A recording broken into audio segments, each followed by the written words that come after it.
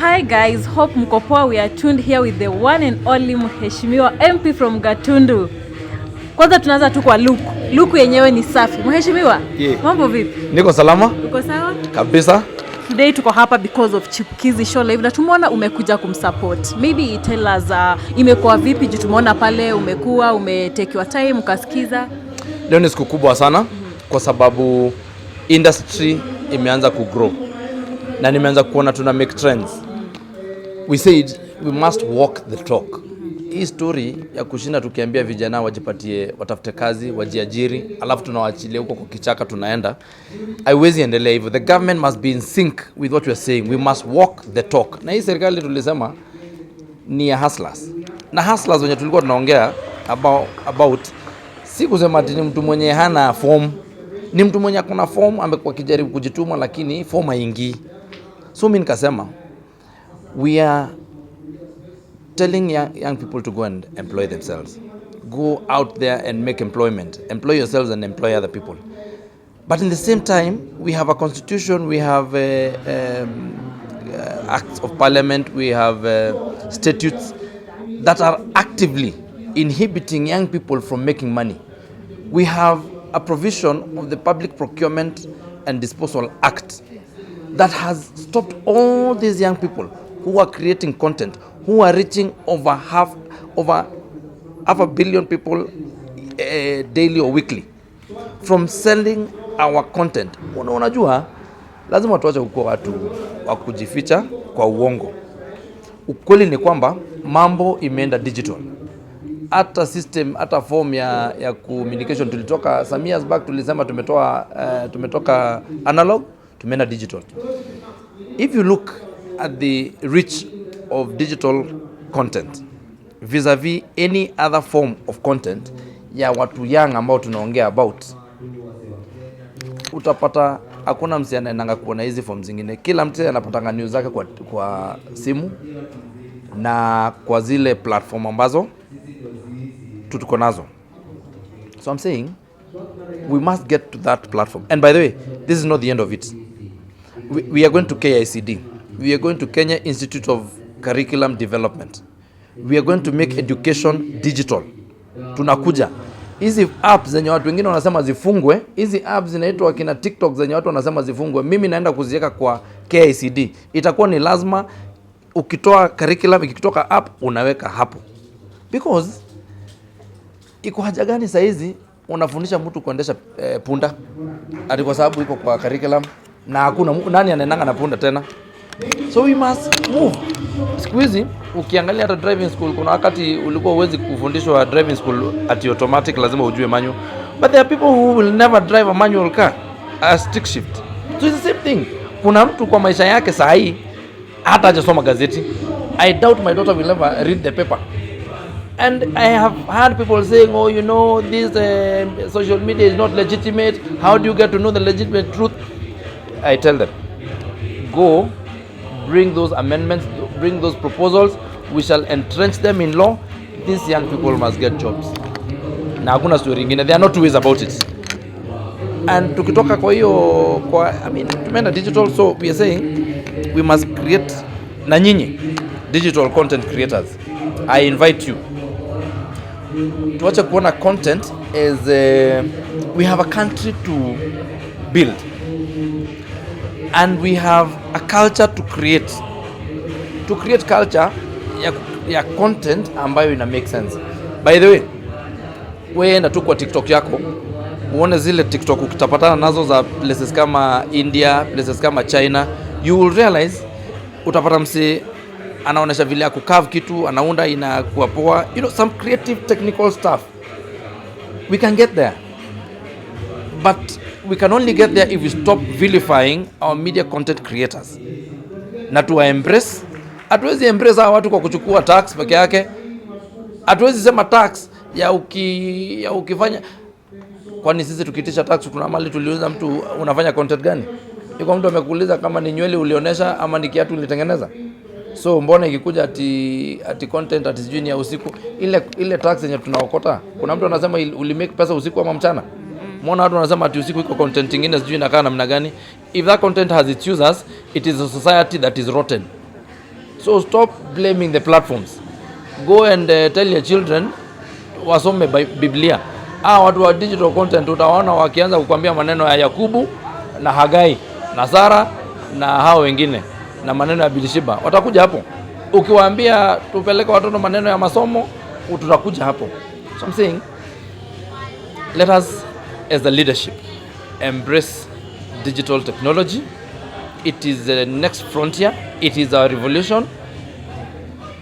And if we don't embrace it, we shall be left behind like we have been left behind in many other revolutions in this world. Sasa mimi sitasimama hapa kama mbunge nione tukilose a whole generation kwa sababu ya sheria ambazo ni draconian. Kwa hivyo mimi na welcome nyinyi wote watu wa digital content creation. Mtu uko na simu yake na anajua anaweza kutengeneza content, akuje. You are most welcome to me. Yesu alisema wacheni watoto wakuje kwangu. Mimi nasema wacheni watu wa media wakuje kwangu. So ina maana mheshimiwa hausupport kuna nini imetolewa kuwa TikTok live ibaniwe. So you don't support that? Hakuna, TikTok live haiwezi baniwa. TikTok tunaendelea kufanya kazi. What we will do, we must be proactive. We must be ahead of the game. CA, kuna kitu inaitwa IA ama artificial intelligence. Saa hizi mbona Facebook haina hizo? Si hata Facebook inakuanga na live. Mbona Facebook live haichomwi? Mbona hiyo haichomi? Mbona hiyo ni mzuri? Why is it TikTok? Why are we targeting a certain platform? Let it be mandatory for that platform. Na mimi najua rais walikaa na ule jamaa mwenye hiyo app na wakajadiliana. So what you're going to do is just create regulation. And that is not the work of the owners of the platform. It is their duty to conform to what we have said as a country. And it is our work as legislators to make laws that must be conformed with. Once we have done that, then we allow this. Can you imagine banning a whole country from access to TikTok? Do you know how many people you'll be sending home in a country like this that is suffering already? Do you know these are the only employers who are out of this country? We have already killed all the physical employers who are sitting in these countries. Now we want to kill even the ones who are sitting in other countries and offering employment to our youth. How myopic would we be? How short-sighted of us? We cannot do that. We must allow people to. Any other app that comes into this country is most welcome. Any other app that is able to reach people and that is interacting with people and the youth like it, and the people who and it is not just for the youth. Even my mother, who is now 80, is on TikTok. She's on Facebook. Ako WhatsApp. Sasa unataka madhe aje kuona TikTok aenda wapi? Na amezeeka anakula pesa yake uzee pole pole. No. Any other app that is able to expand our digital communication space must, is and will be welcome in this country. Hiyo maneno ya banning kabisa cannot even be discussed. Hiyo story, I will be in that parliament. And I know you have heard my voice even on the day it was brought, even before it was tabled for discussion. The day the memorandum and the petition was read by the speaker, I stood and said it cannot happen. Those are the apps that we use to reach our people. And we must be agile. We must be forward moving. We must move with the people. We cannot want to sit here and want to communicate to our children because at this sijui enzi zenu mlikuwa hamuna WhatsApp, ati sasa sisi tusiongee kwa WhatsApp. Hapana. We must be agile and we must accept the technology is here with us and it is here to last. Hakuna mahali itaenda. The only thing that can happen is that more and more apps will come. As to the legitimacy and the believability of the content that is given, it is the work of us legislators and the work of the institutions that we have tasked with that mandate, including CA and including Media Council, to make rules and regulations and subsequent legislation that will enable conformity and make sure that we are within our standards of the acceptable standards of broadcasting. That is all. All right, Mheshimiwa, you as a big supporter of talents and creatives in this country, we have Talanta Hela initiative that is under the CS Ababu Namwamba. What are your thoughts about what he has done so far to the talents of this country? You know, Talanta Hela is a huge idea. It's bigger than a lot of us think.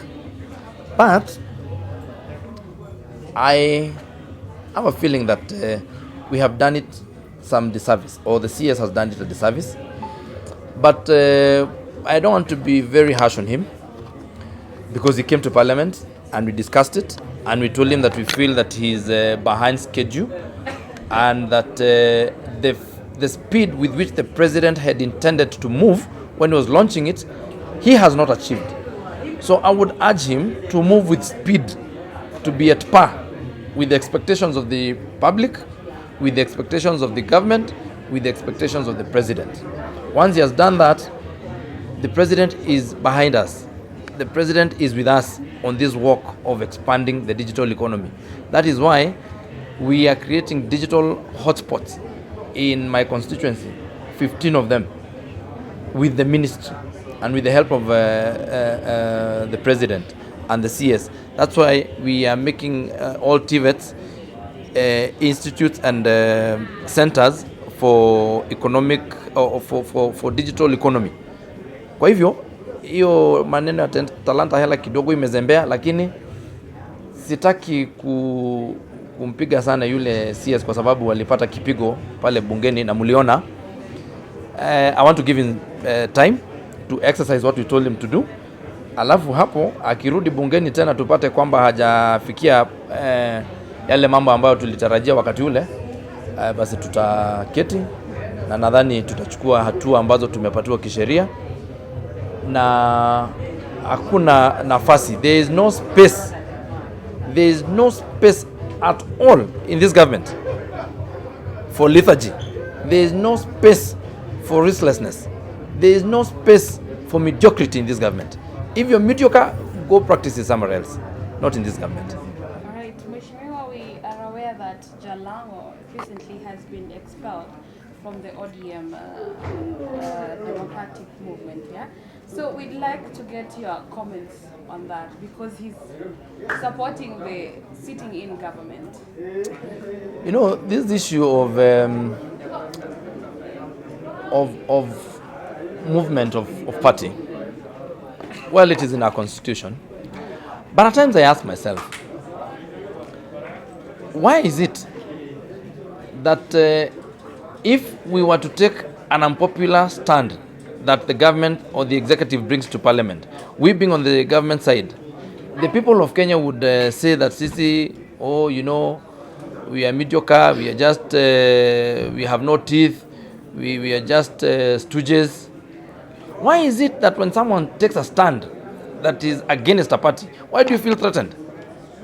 If you're the party leader, why is, if Jalango is really such a small thing, why are you threatened by his presence? Why are you responding to a mosquito bite with a hammer? Why are you taking a mallet? Huwezi chukua bunduki ati kuna mosquito. Jalango is well within his right to support what he thinks is good for his people. They elected him. They gave him the mandate to exercise his legislative and representation power. And I think he's well within. So hii chama ya ODM wawache hiyo mambo ya, although hakuna chama ya ODM. There is only Raila Odinga, and Raila Odinga has not addressed himself to that story. So Jalango is still a member of that party, as far as I am concerned, until Baba talks. Na Baba hajasema kitu. Ama iko namna gani? Kwani hakuna kitu inaitwa ODM, hata nyinyi mnajua. There is only Baba. Na Baba hajasema. Kwa hivyo Jalango ako sawa, ako ODM na ako imara. Mimi nimeongea na Baba hana shida na hiyo maneno. Okay, what about Esther Passaris? We've seen that she's also being asked to pay a fine of 250,000 Kenya shillings because she is supporting the finance bill that has been passed just recently. But really, let me ask, sincerely speaking, how can you punish a legislator who's been elected by the people for doing what the people elected her to do. Because you see, we did not say, as members of parliament, by the way, we exercise our legislative responsibilities individually. When I go to vote for a certain bill, I vote for it as a person. And there is nowhere that the party leader can tell me that this is the way to vote. So kwanza, hata hiyo fine sijui itakuwa kwa kipengele gani, hakuna sheria kama hiyo kwamba ati sisi in that case then we would have been tungekuwa tunaingia kwa chama tunachaguliwa alafu tunasema majority leader na minority leader waende wafanye decisions. Why are we called individually to go and vote, 349 of us?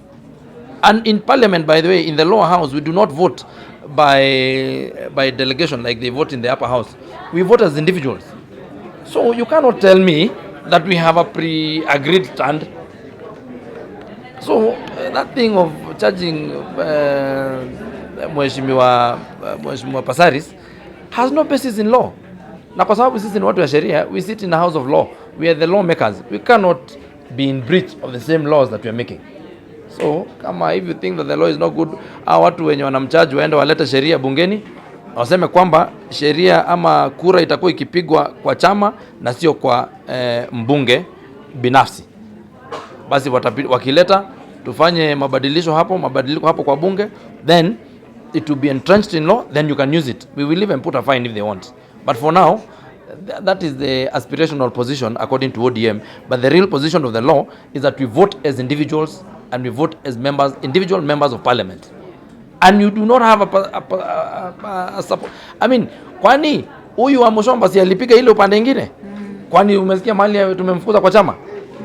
Kwani sasa ile chama nyingine hao ndo wanao hiyo sheria wanatoa wapi? Kwani sisi hamkuona wa Mushomba akipiga hiyo upande mwingine? Umesikia mahali amefukuzwa chama? Watu waache mchezo. The other day we saw when Mama Ida Odinga on her birthday, she said that wife who are married to politicians, they suffer because of their own mistakes. Maybe will your wife agree Because of with their own mistakes? Maybe will your wife agree with the same sentiment? I am certain she's not here. But if she were, she would confirm that she has no punishment. She's fine.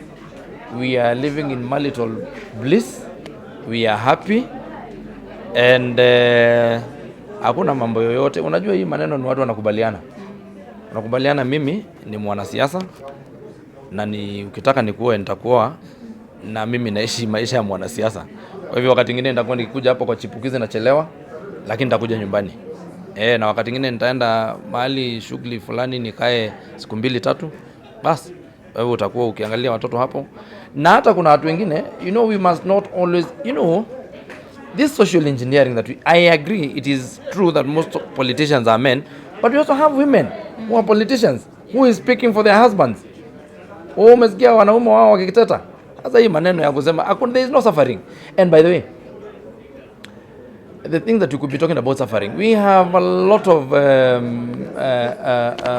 professions where people work at night, where people, this idea that there's a certain way of life, that there's a certain way of running an economy, that we wake up at 5, take children to school at 6, go to work at 8, come back home at 5, pass by the local up until 7 and then come home, it's a facade.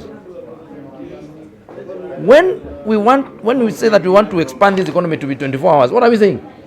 We are saying that there are homes where people will be meeting at the door. Ukienda job na mwingine akitoka. So what are we saying?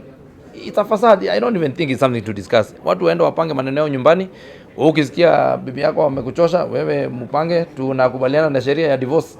Inakubalika kotini, tumepitisha bungeni kwamba watu wanaweza divorce na wanaweza separate. All those things. But that is not what I'm saying. I'm not saying that to encourage divorce and all those things. It is good to have family ties. But we're saying people are able to make their own internal arrangements. Na watu ni tofauti. Kuna watu wengine mabibi zao ni stay at home moms. Na mmekubaliana sasa maadili ya hii nyumba tutapanga namna hii, watoto watakuwa namna hii, tutapanga hivyo. Kuna wengine wanafanya kazi. Kuna wengine ni bachelors, mimi najua wabunge wengine ni bachelors, hata nyinyi mnawajua. Wenye tumekuwa tukisema tutawasaidia kutafuta mabibi. So I mean they are single family, they are single parent families which are either dads or moms. Sasa hiyo ni mambo ambayo familia, and you know, we say it again, Parliament will never and cannot legislate on social issues or on morals. Morality cannot be legislated. Hiyo morality ni nyinyi una discuss, mnakubaliana kwa hii nyumba mambo itakuwa namna hii, mambo itakuwa namna hii. Mnakubaliana, and you also decide whether it is the careers of your people that are more important or your social fabric. You make those decisions as individual family units, and I do not think as Parliament we have any capacity to legislate on them. Asanteni sana. Asante mheshimiwa. Very good.